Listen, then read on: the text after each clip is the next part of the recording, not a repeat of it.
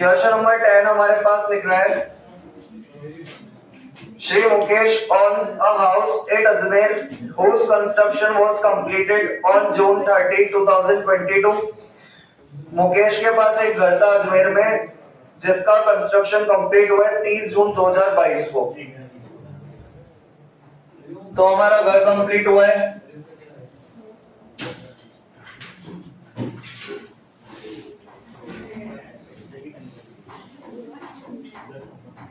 House complete होने की date दे रखी है हमारे पास 30 जून 2022।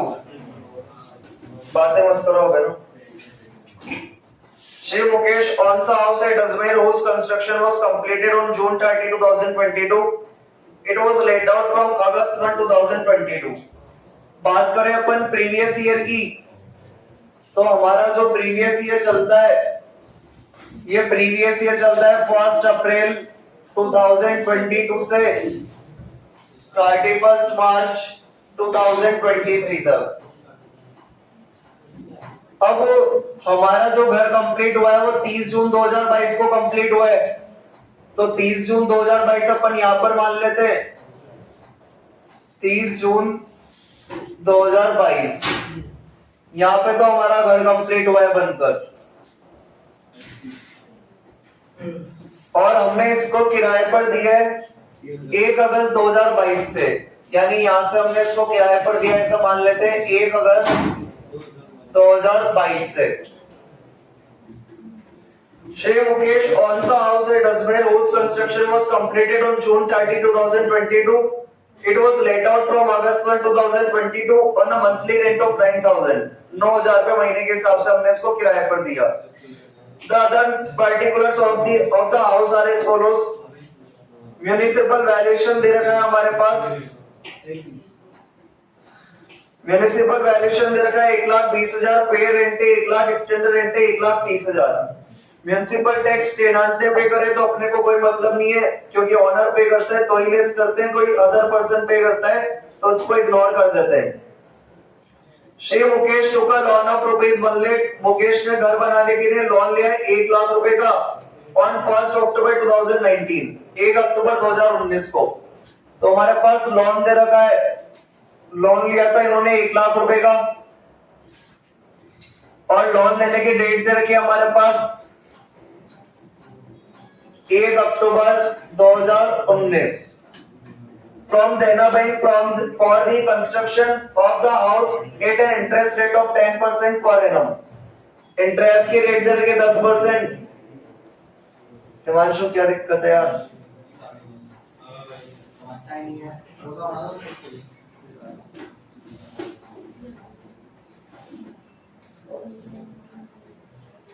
The loan is still unpaid. अभी तक लोन चुकाया गया नहीं है। The tenant vacated the house on 31 March 2023. Tenant ने जो हमारा किराएदार है उसने घर खाली करा है, यहाँ पर एंड में करा है, तो अपन को कोई मतलब ही नहीं उससे एंड में करा है, तो अच्छी बात है, तो वैकेंसी पीरियड रहेगा ही नहीं। However, the rent for the month of March could not be recovered from the tenant. 1 महीने का अनरियलाइज्ड रेंट है, तो हमारे पास 31 मार्च का अनरियलाइज्ड रेंट दे रखा है। अनरियलाइज्ड रेंट 1 महीने का वसूल नहीं हुआ उससे। 1 महीने का रेंट था 9,000, तो 1 महीने का रिसीव नहीं हुआ, उससे खाकर भाग गया। Compute the taxable income from house property of Shri Mukesh for the assessment year 2023-24. Income निकालनी है, लिख रहा है what difference would it make, क्या फर्क पड़ेगा if the house is let out at 12,000 per month instead of 9,000 per month। अगर अपन ये घर 9,000 की जगह 12,000 रुपए महीने पर किराए पर देते तो क्या फर्क आएगा? तो क्वेश्चन हमारे पास सामने लिख रहा है, 3 चीजें और लिख लेते हैं हमारे पास। म्युनिसिपल वैल्यू, पे रेंट और स्टैंडर्ड रेंट है, इनको भी लिख के फ्री करते हैं। म्युनिसिपल वैल्यू दे रखी है हमारे पास 1,20,000, पे रेंट दे रखा है 1 लाख, स्टैंडर्ड रेंट दे रखा है 1,30,000।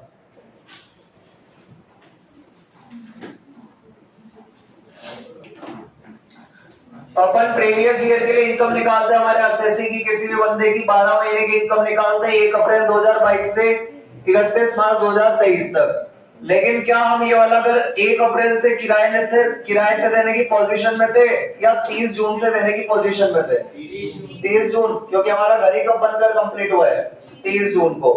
अगर हमारा घर 30 जून को बनकर कंप्लीट हुआ है तो हम इसको केवल किराए पर दे सकते थे कितने महीने के लिए? 9 महीने के लिए। कितने महीने के लिए? 9 महीने के लिए। 1 जुलाई से लेकर अपन इसको 31 मार्च तक किराए पर दे सकते थे 9 महीने के लिए। तो यहाँ पर अपने को जो क्वेश्चन में कैलकुलेशन करनी है वो सारी कितने मंथ्स के लिए करनी है? 9 मंथ्स के लिए, क्योंकि अब हमारा घर 1 अप्रैल से लेकर 31 मार्च तक तो किराए पर देने की पोजीशन में ही नहीं थे। कब से किराए पर देंगे? 30 जून से, क्योंकि बनकर ही कब कंप्लीट हुआ है? 30 जून को। तो इसको किराए पर देंगे 30 जून से लेकर कब तक? 31 मार्च तक। यानी पूरा क्वेश्चन जो चलेगा वो कितने मंथ्स के लिए चलेगा? 9 मंथ्स के लिए। यानी हमारे पास जो म्युनिसिपल वैल्यू दे रखी है, पेड रेंट दे रखा है, स्टैंडर्ड रेंट दे रखा है। देखो वहां पे स्पेसिफाइड है कि ये 9 महीने का है या 12 महीने का है। कुछ भी लिखा हुआ है तो ये 12 महीने का है। तो अपने को कितने महीने का निकालना पड़ेगा? 9 महीने का। 9 महीने का कैसे निकालेंगे? 1,20,000 अपन 12 इंटू 9, 1,00,000 अपन 12 इंटू 9, 1,30,000 अपन 12 इंटू 9। तो कितने महीने का निकल जाएगा? 9 महीने का। दो कंडीशन बोली है। अगर अपन अपना घर किराए पर देते 9,000 रुपए के हिसाब से, अगर लेट आउट करते 12,000 के हिसाब से, तो दोनों कॉलम लिख देंगे यहाँ पर। If house is let out at 9,000 per month, if house is let out at 12,000 per month। 12,000 वाला कॉलम आप लोग कर लेना, मैं 9,000 वाला करा देता हूं, उसी की तरह आप लोग 12,000 वाला कर लेना। फॉर्मेट याद करा था अपन ने। सबसे पहले अपन लिखते हैं म्युनिसिपल वैल्यूएशन। तो हमारे पास म्युनिसिपल वैल्यूएशन दे रखा है यहाँ पर 1,20,000, जो कि है 12 महीने का, तो 9 महीने का आ गया 90,000। इसके बाद अपन लोग लिखते हैं पेयर रेंट, और पेयर रेंट हमारे पास दे रखा है 1,00,000 हमारे पास है 12 महीने का, तो 9 महीने का आ गया 75,000। दोनों में कंपेयर करते हैं अपन, आ जाता है विच एवर इज हायर। तो हायर आ गया हमारे पास 90,000। इसको नाम दे देंगे अपन expected rent 1 whichever is higher. इसके बाद अपन लोग लेते हैं स्टैंडर्ड रेंट। स्टैंडर्ड रेंट हमारे पास दे रखा है 1,30,000। 1,30,000 है 12 महीने का, तो 9 महीने का आ गया 97,500। दोनों में से लेते हैं लोअर, तो लोअर आ गया हमारे पास 90,000।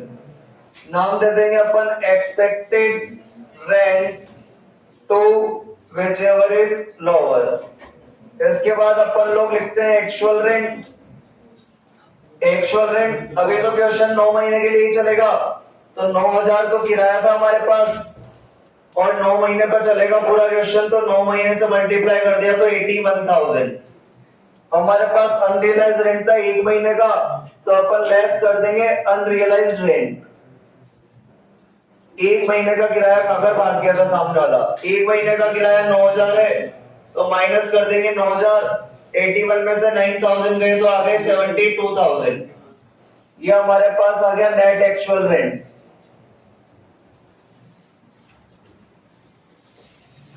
अब अपन कंपेयर करते थे, एक तो एक्सपेक्टेड रेंट 2 में और एक नेट एक्चुअल रेंट में। तो एक्सपेक्टेड रेंट 2 है हमारे पास 90,000 और नेट एक्चुअल रेंट है 72,000। दोनों में से ले लेंगे हायर, तो हायर कितना आ जाएगा हमारे पास? 90,000। तो अपन यहाँ पर लिख देंगे एक्सपेक्टेड रेंट 3 और ले लेंगे विच एवर इज हायर। तो हायर आ गया हमारे पास 90,000। इसमें से अपन लोग लेस करते हैं वैकेंसी पीरियड, और सामने वाला घर भी खाली करके गया, तो कौन सी डेट को गया था? 31 मार्च को। तो हमारा घर तो खाली रहा ही नहीं। 1 अप्रैल से लेकर यानी 30 जून से लेकर 31 मार्च तक हमारा घर वैकेंट नहीं रहा, तो वैकेंसी पीरियड हमारे पास है नहीं। तो 90,000 में से 0 जाएगा तो आ जाएगा 90,000। ये हमारे पास आ गया ग्रॉस एनुअल वैल्यू।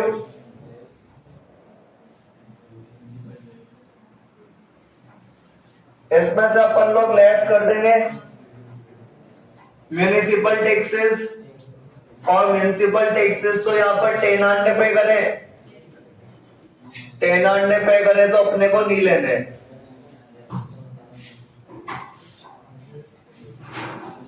तो आ गया हमारे पास 90,000। ये वेकेंट रहा तो मतलब 30 जून को खत्म और 1 अगस्त को दिया था। अच्छा हाँ,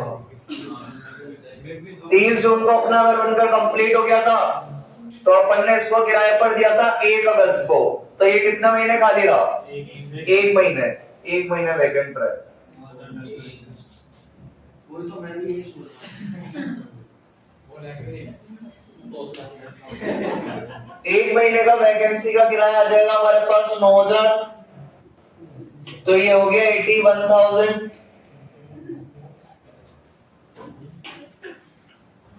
तो ग्रॉस एनुअल वैल्यू में से अपन लेस कर देंगे म्युनिसिपल टैक्सेस, तो हमारे पास आ जाएगी नेट एनुअल वैल्यू। इसमें से अपन लोग लेस कर देंगे स्टैंडर्ड डिडक्शन,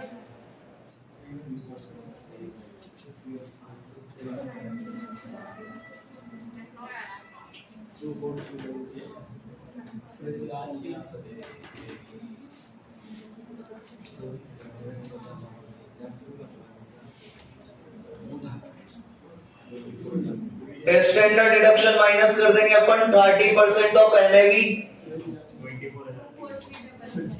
24,300। इसमें से अपन लोग लेस करते हैं इंटरेस्ट ऑन लोन की डिडक्शन। इंटरेस्ट ऑन लोन का वर्किंग मोड बनाना पड़ेगा क्योंकि अपना जो घर कंप्लीट हुआ है कब हुआ है? 1 अप्रैल 2018 के बाद।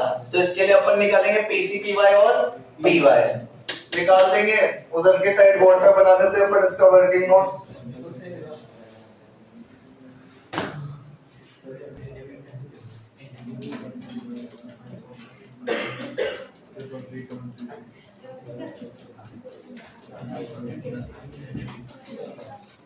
वर्किंग नोट बना देंगे अपन कंप्यूटेशन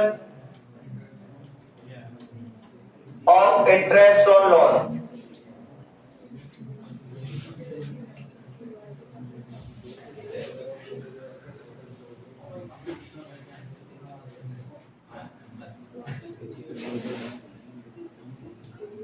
इंटरेस्ट ऑन लोन निकाल देंगे अपन, अपना जो घर बनकर कंप्लीट हुआ है वो हुआ है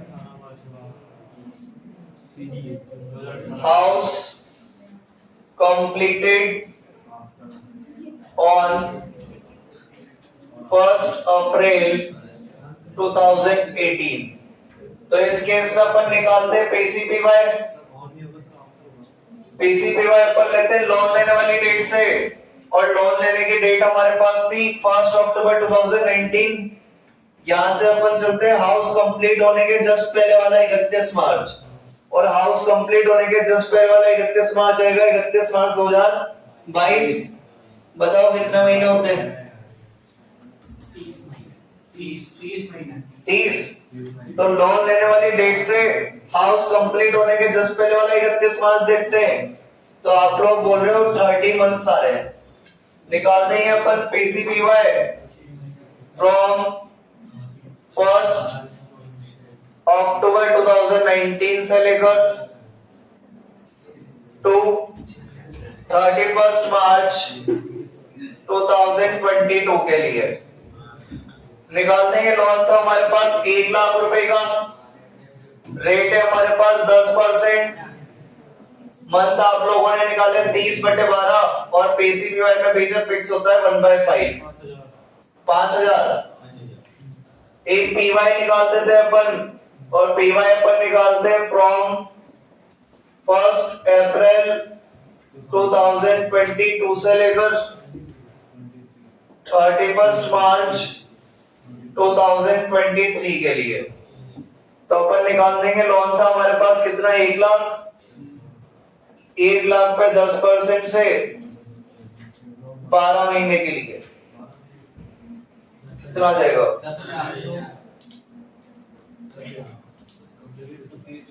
10 और 5 कितने हो गए? 15। देखिए इसमें से 81 में से 24,315 माइनस करना, आंसर आ रहेगा 9 महीने के लिए निकलेगा ये। 81,000 में से 24,300 और 15,000। सर 5,000 कम आ गया सर। सर क्या आंसर आ गया सर। आ रहा है ना? तो अपन ने निकाल दिया 15,000 इंटरेस्ट। तो इंटरेस्ट और लोन अपन माइनस कर देंगे यहाँ से 15,000। तो हमारे पास आंसर आया कितना? 700। ये हमारे पास आ गई इनकम फ्रॉम हाउस प्रॉपर्टी।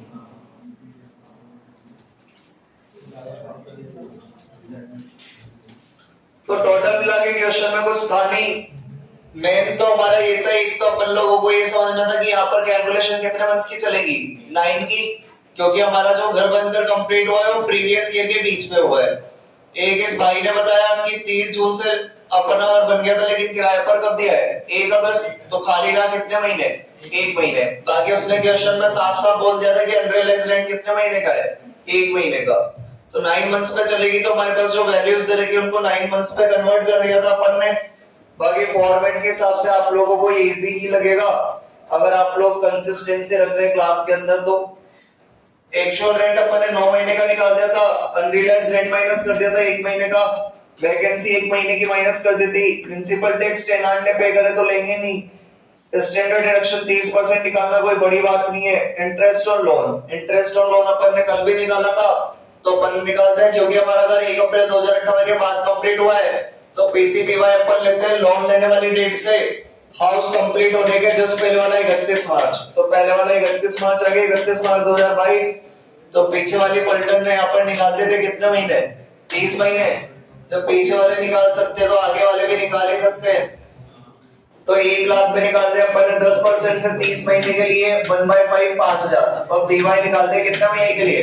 12 महीने के लिए, क्योंकि क्वेश्चन में क्या लिखा था? The loan is still unpaid, अभी तक लोन चुकाया नहीं है। तो इंटरेस्ट आ गया 15,000, तो 15,000 माइनस करने पे आंसर आ गया 12,000। के हिसाब से प्रिंसिपल वैल्यू वही रहेगा, पेयर रेंट वही रहेगा, एक्सपेक्टेड रेंट 1 रहेगा, स्टैंडर्ड रेंट भी वही रहेगा, एक्सपेक्टेड रेंट 2 भी वही रहेगा, एक्चुअल रेंट चेंज हो जाएगा, अनरियलाइज्ड रेंट 12,000 आ जाएगा, नेट एक्चुअल रेंट चेंज हो जाएगा, एक्सपेक्टेड रेंट 3 चेंज हो जाएगा, वैकेंसी पीरियड में 12,000 आ जाएंगे, ग्रॉस एनुअल वैल्यू जो भी होगा चेंज करने पे आ जाएगी, प्रिंसिपल टैक्स 0 ही रहेगा, एनएवी चेंज हो जाएगी, 30% निकाल देना, और इंटरेस्ट एंड लोन तो हमारा कितना ही रहेगा? 15,000 ही रहेगा। तो ये वाला कॉलम आप लोग कर लेना। बाकी अपन देखते हैं क्वेश्चन नंबर 9 में कौन से देखते हैं अभी। क्वेश्चन नंबर 9 हमारे पास लिख रहा है the construction of 3 identical houses of Shri Anil Kumar were completed on 31 मार्च 2019। तीनों घर हमारे कंप्लीट हो गए 31 मार्च 2019 को। 2 houses are let out for residential purpose। इसमें से 2 घर हमने किराए पर दे दिए on a rent 1500 each per month। एक घर दिया अपन ने 1500 के हिसाब से। तो मान लेते हैं 3 घर हैं।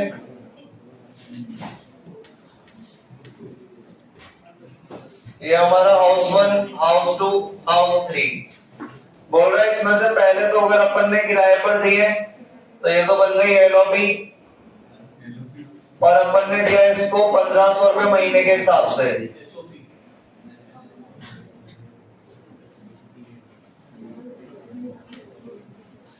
तो लिख रहा था the construction of 3 identical houses of Shri Anil Kumar were completed on 31 March 2019।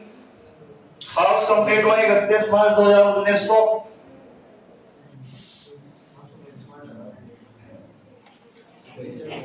Two houses are let out for residential purpose on a rent of 1,500 each per month. And third house is occupied by Shri Anil Kumar himself. इसके अंदर ये खुद रहता है, तो ये बन गई SOP. Other relevant details are given below. Annual municipal value दे रखी है 3 घर की 48,000। अगर एनुअल म्युनिसिपल वैल्यू 3 घर की 48,000 है, तो एक घर की कितनी हो जाएगी? 16,000। एक घर की कितनी हो जाएगी? 16,000। तो म्युनिसिपल वैल्यू आ गई हमारे पास 16,000, 16,000 और 16,000। म्युनिसिपल टैक्सेस दे रखे तीनों करके 9,600। तो फिर हमारे पास एक घर का कितना आएगा ये 3200 3200 3200। इंटरेस्ट पेड और लोन पता रखा है 2400। तो इंटरेस्ट पेड ऑन लोन बता रखा है 2400। नीचे लिख रहा है हमारे पास Shri Anil Kumar had borrowed 20,000 to repair the let out properties. Anil Kumar ने बोरो यानी लोन लिया था 20,000 का टू रिपेयर कराने के लिए लेट आउट प्रॉपर्टीज को। तो लेट आउट प्रॉपर्टी हमारे पास ये रही, इन दोनों को रिपेयर कराने के लिए हमने 20,000 का लोन लिया था, जिनका इंटरेस्ट कितना बनता है 2400। तो ये जो 2400 का इंटरेस्ट है ये केवल लेट आउट प्रॉपर्टीज का इंटरेस्ट है, एलओपी का इंटरेस्ट है। आगे हमारे पास लिख रहा है one of the let out house, हमने जो किराए पर घर दे रखे हैं 2 घर, इसमें से एक घर रिमेंड वैकेंट खाली रहा for a period of 2 months. इसमें से एक घर खाली रहा है 2 महीने ड्यूरिंग द प्रीवियस ईयर, पिछले साल में। Rent of 3,000 could not be realised from the tenant of this house, और इस घर के किराएदार से हमें 3,000 रुपए वसूल अलग नहीं हुए। तो ये वाला घर 2 महीने खाली रहे। अब तुम्हारा जो बुक का ऑथर है शायद इसने सेकंड वाले हाउस को माना है, पहले वाले को नहीं माना। किराए पर दिए गए दोनों घर में से कोई एक घर, तो बुक का ऑथर तो इसको मान रहा है शायद, तो अपन इसको ले लेते हैं। ये वाला घर एक तो वैकेंट रहा है 2 महीने, एक इसी घर के टेनेंट से हमें अनरियलाइज्ड रेंट हुआ है कितने का 3,000 का। लिख रहा है हमारे पास during the previous year he received 5,000 from an old tenant as arrear of rent. एक हमें अरियर ऑफ रेंट मिली है, यानी डिस्प्यूट रेंट मिला है। और अरियर ऑफ रेंट का रूल मैंने आप लोगों को बताया था, इसमें से डायरेक्ट 30% काट के अपन क्या कर देते हैं टैक्सेबल। तो अरियर ऑफ रेंट है 5,000, कंप्यूट करनी है टैक्सेबल इनकम हाउस प्रॉपर्टी से अनिल कुमार की for the year ended 31 March 2023, assuming that the let out the self occupied house। इसने सेल्फ ऑक्यूपाइड हाउस में किराए पर दे दिया फॉर 3 मंथ्स, 3 महीने के लिए at a monthly rent of 1,500। अगर उसने एसओपी को एलओपी बनाया है 3 महीने के लिए, और 1 महीने का रेंट कितना बता रहा है ये 1,500। तो अपने को यहाँ पर अनिल कुमार की इनकम निकालनी है। तो सारा क्वेश्चन अपने पास लिखा हुआ है यहाँ पर। सबसे पहले अपन स्टार्ट करते हैं म्युनिसिपल वैल्यूएशन से। म्युनिसिपल वैल्यू से स्टार्ट करेंगे। म्युनिसिपल वैल्यू, ये वाला घर तो हमारे पास एलओपी हो गया, ये वाला भी एलओपी हो गया, ये डीएलओपी हो गया। पहले भी बताया था अगर कोई प्रॉपर्टी एसओपी हो उसको कुछ टाइम के लिए एलओपी बना दो, तो क्या टैक्सेबल करते क्या मानकर डीएलओपी मानकर, deemed to be let out property. तो म्युनिसिपल वैल्यूएशन हमारे पास दे रखा था यहाँ पर 16,000 रुपए, तो लिख देंगे 16,000 16,000 16,000। पेड रेंट है नहीं हमारे पास, स्टैंडर्ड रेंट है नहीं हमारे पास, तो लिख देंगे अपन expected rent second whichever is lower. यही का यही आ जाएगा हमारे पास 16 और 16। इसके बाद अपन लिखते हैं एक्चुअल रेंट। एक्चुअल रेंट अपन लेते हैं 12 महीने का, तो एलओपी का 12 महीने का रेंट हो जाएगा 18,000। एलओपी का 12 महीने का रेंट हो जाएगा 18,000। लेकिन ये वाला घर तो हमने केवल कितने महीने के लिए किराए पर दिया था 3, तो 1500 इंटू 3 कितना आ गया हमारे पास 4,500। इसमें से अपन लोग लेस करते हैं अनरियलाइज्ड रेंट, और अनरियलाइज्ड रेंट हमारे पास बता रखा था, हमने माना यहाँ पर बुक के ऑथर के माइंड से कि सेकंड वाला घर ही खाली रहा होगा 2 महीने के लिए, और इसी वाले घर से हमें अनरियलाइज्ड रेंट हुआ था 3,000 का। तो पहले घर से हुआ, तीसरे से हुआ, दूसरे से हुआ है 3,000 का। तो हमारे पास नेट एक्चुअल रेंट आ जाएगा 18, 15 और 4,500। ये आ जाएगा हमारे पास नेट एक्चुअल रेंट। कंपेयर करेंगे अपन तो आ जाएगा expected rent 3 whichever is higher. तो एक्सपेक्टेड रेंट 2 है हमारे पास 16 16 16, नेट एक्चुअल रेंट है हमारे पास 18 15 4500। तो कंपेयर करेंगे 16 और 18 में बड़ा है 18,000, 16 और 15 में बड़ा है 16,000, 16 और 4,500 में बड़ा है 16,000। इसमें से अपन लोग लेस करते हैं वैकेंसी पीरियड। और वैकेंसी पीरियड अपन ने माना है कि सेकंड वाला घर खाली रहा होगा 2 महीने, 1 महीने का किराया 1500, तो 2 महीने का किराया हो गया 3000। माइनस कर देंगे अपन, तो 18 में से 0 गया तो आ गया 18000, 16 में से 3 गए तो आ गए 13000, 16 में से 0 गए तो आ गए 16000। ये हमारे पास आ गया ग्रॉस एनुअल वैल्यू। इसमें से अपन लोग लेस कर देंगे म्युनिसिपल टैक्स, जो कि अपन लेते हैं पेड बाय ओनर। दे रखे हमारे पास म्युनिसिपल टैक्स 3200 माइनस कर देंगे तो आ जाएगी NAV net annual value.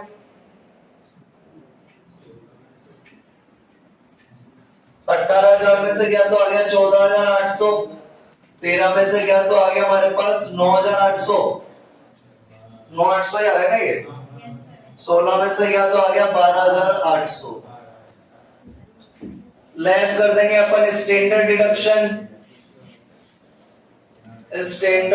Deduction, जो कि अपन लेते हैं 30% ऑफ एनएवी। एनएवी हमारे पास ये रेट का 30% कितना आ रहा है? 4,000 440 2940 3840 इसमें से अपन लोग लेस करते हैं इंटरेस्ट और लोन की डिडक्शन। अब अभी तक तो क्या होता था हमारे पास, हाउस कंप्लीट होने की डेट, लोन का अमाउंट, लोन की डेट दे रखी होती थी और इंटरेस्ट की रेट भी दे रखी होती थी। लेकिन यहाँ पर हमारे पास केवल हाउस कंप्लीट होने की डेट और एक लोन लिया था हमने 20,000 का, बस 2 इंफॉर्मेशन दे रखी है, जबकि अपने को 4 इंफॉर्मेशन चाहिए होती है इंटरेस्ट और लोन कैलकुलेट करने के लिए। हाउस कंप्लीट होने की डेट, लोन लेने की डेट, लोन का अमाउंट और इंटरेस्ट की रेट। लेकिन हमारे पास यहाँ पर 4 इंफॉर्मेशन नहीं, हमारे पास केवल 2 इंफॉर्मेशन है। एक तो हाउस कंप्लीट होने की डेट दे रखी है और एक हमारे पास लोन का अमाउंट दे रखा है। तो इंटरेस्ट और लोन की कैलकुलेशन करना पॉसिबल नहीं है, क्योंकि लोन लेने की डेट हमारे पास नहीं दे रखी है। तो इसने जो इंटरेस्ट पेड दे रखा था इसी को अपने को कंसीडर करना पड़ेगा कैलकुलेशन के लिए। इसने बताया था 2400 रुपए किराया था। लेट आउट प्रॉपर्टी को रिपेयर कराने के लिए हमने लोन लिया था 20,000 का, उसका इंटरेस्ट बनता है 2400। कितने घर का है? 2 घर का, तो एक घर का कितना हो जाएगा? 1200। तो 1200 और 1200 लेस कर देंगे अपन हाउस प्रॉपर्टी, हाउस 1 में से और हाउस 2 में से। थर्ड के लिए इसमें लोन लिया भी नहीं था, तो थर्ड के अंदर डैश लगा देंगे। माइनस करके देखो तीनों के आंसर आ रहे हैं क्या? 9160 आ रहा है। पहले वाले का 9160, 5660, 8,960। ये हमारे पास आ गई इनकम फ्रॉम हाउस प्रॉपर्टी। तो हमारे पास इस वाले क्वेश्चन के अंदर इंटरेस्ट और लोन कैलकुलेट करना पॉसिबल नहीं था, क्योंकि 4 आइटम होते हैं, तो इंटरेस्ट और लोन कैलकुलेट करते हैं, अदरवाइज कैलकुलेट नहीं करते। 2 ही चीजें थी हमारे पास, एक तो हाउस कंप्लीट होने की डेट, एक लोन लेने की डेट। तो इंटरेस्ट और लोन फिर इसने जो बताया वही कंसीडर कर लिया अपन ने, और बोला था एलओपी ये ली है, तो फिर एलओपी में से माइनस कर दिया अपन ने, इक्वल कितना 1200 और 1200। बाकी तो मेरे ख्याल से म्युनिसिपल वैल्यू आप लोग जानते हो। बस इसके अंदर जो लोचा है वो कहां पर लोचा है? बुक के ऑथर ने तो कौन सी प्रॉपर्टी वैकेंट मानी थी? सेकंड। अब अगर अपन पहली प्रॉपर्टी वैकेंट मानते हैं तो अपन फिर नोट डाल देंगे। यहाँ पर भी आप लोग नोट डाल सकते हो कि हमने ऐसा माना है, it is assumed that house second will be vacant for 2 months and unrealised rent will be 3000। और अगर हाउस 1 में से माइनस करते हो तो उसके लिए भी अजम्पशन डालनी पड़ेगी कि हमने हाउस 1 को ही खाली माना है और ऐसा माना है कि इस घर के टेनेंट से अपने को अनरियलाइज्ड रेंट हुआ होगा, तो अपने को डालना पड़ेगा अजम्पशन। बाकी बुक के ऑथर ने तो यहाँ पर कौन सा हाउस को माना है? सेकंड हाउस को माना है। टोटल करके लिख देते हैं, बस खत्म करते हैं इसको। तो लिख देंगे total income from house property, house 1 plus house 2 plus house 3 तो 1 से इनकम हुई है 9160, 5660 और 8960। टोटल कितना हुआ ये? अभी लिखेंगे ना आगे अरे हाँ यार, 237 एक हमारे पास अरियर ऑफ रेंट भी था। अरियर ऑफ रेंट था 5000, इसमें से 30% माइनस कर देंगे 1500, यानी प्लस हो जाएंगे 3500। कितना आया? 278 माइनस करने 27 मैं डायरेक्ट बता रहा हूं 27280 27280। तो एक अरियर ऑफ रेंट थी, वो भूल गए थे अपन। अरियर ऑफ रेंट कितनी थी? 5000, तो 30% काट के टैक्सेबल कर देंगे अपन कितने? 3500। तो आ गया 27280। बोलो अब क्या कह रहे थे?